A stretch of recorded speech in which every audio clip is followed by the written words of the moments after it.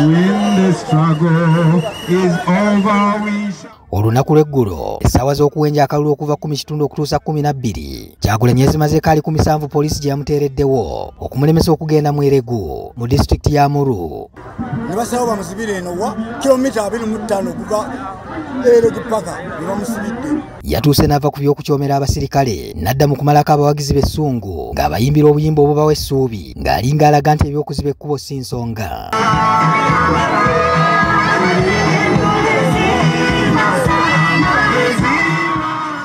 Ng'essaawa eziwenja akalulu ziweddeko poliisi yagitadde mu katunga agibuuza obanga teggula ekkubo nga si bya kugenda kuwenja kalulu wabula okunoonya wagenda okusula. Twalabiddeawo ng'abasirikale batandise okkuba obusimu n'ekyaddiridde kusegula bimotoka byabwe n'okuggyawo emisanvu.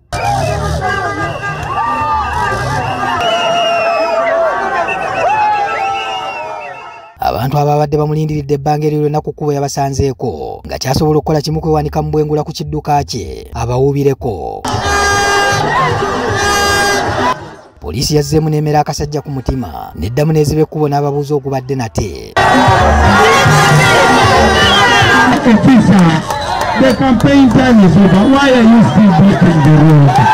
Yamaze akaseera ng'ali ku mmotoka akanya kubatunuulira mu ntunula erina kyeyogera nange kyesiyinza kugamba.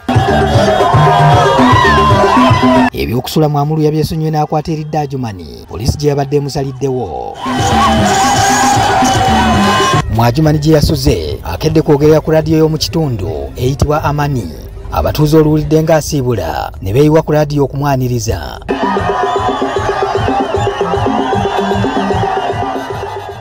Bw'avudde n'akutte ekkubo eriyitibwa Maanyi erimutuusiza ku kisaawe kya Kyesa ekiriraanye Ekereziya ya Mission Mwajumani gye bamwaniriza mu bungi n'essanyu.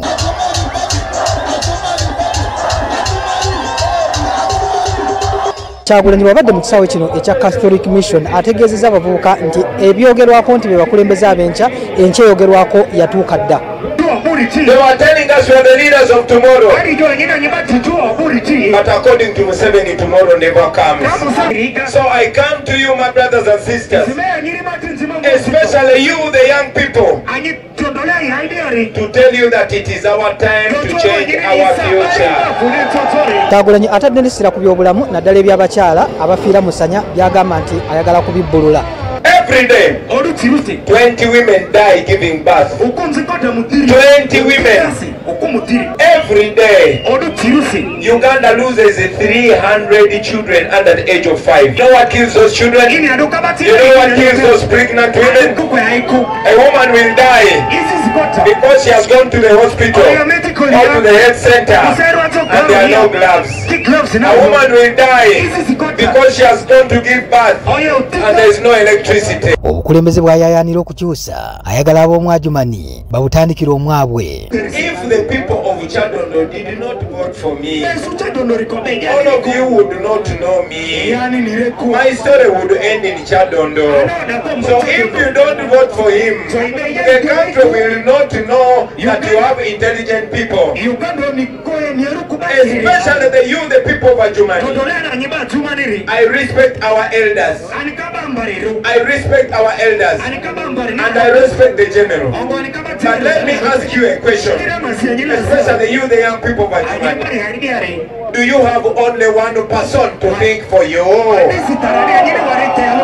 Ajumani amwerekereza bwerekereza okutindiga kilomita 116 okutuuka mu kibuga Ggulu ewalala gy'abadde alina okutalaaga. Ekibuga Ggulu akiyingiridde mu luguudo lwa Kitigumu ku ntabiro y'amakubo awali ettabi lya banka ya Uganda enkulu eri Ggulu asanzeewo Mamba. The Electoral Commission knows we are supposed to be campaigning here in Ggulu City.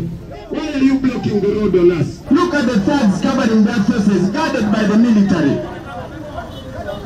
Kwegattiddwako bannamagye abadde babagalidde embuukuuli z'emiggo n'emmundu zaabwe agezezaako okuwanjaga baggula ekkubo ne beerema. Abasabye atambuze ebigere kye bafaananya okukkiriza.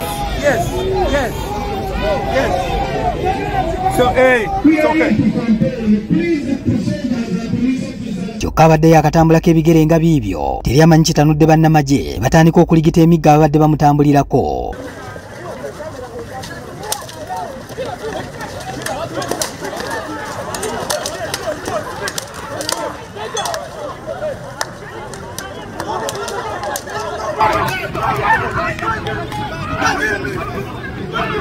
Wana bamuli ku Lusegere bafubye okulaba ng'emigo tegimutwaliramu era bangi gye balidde ng'okugezaako okutuka babakubisa mulala. Tuuse byampona nga n'abapoliisi ssentebe w'akakiiko k'ebyokulonda be yakwasa Kyagulanyi nabo abasirikale babayisizzaako kifaalu.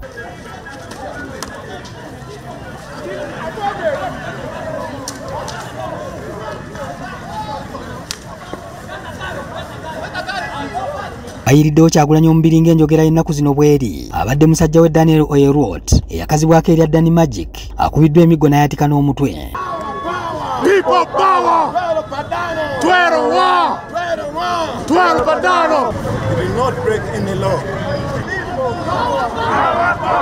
Ensonga ebadde ekubya abantu emiggo buli omu asigadde agyebuuza. Kyagulanyi asigadde agenda mu maaso atuuke eri abawagizi ababadde bamulinze ku kisaawe kya Were gy'abadde alina okuba olukuŋŋaana.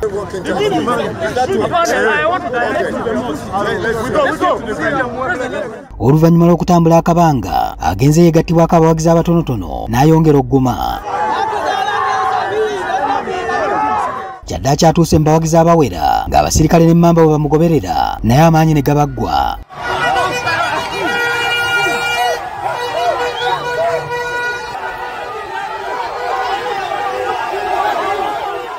Abawagizi bamuyingiza ekisaawe kya Were mu ggulu nga bafa essanyu. Tutuuseeko ku bakoseddwa mu ambyulensi etambulira ku Kyagulanyi nga banyiga biwondo.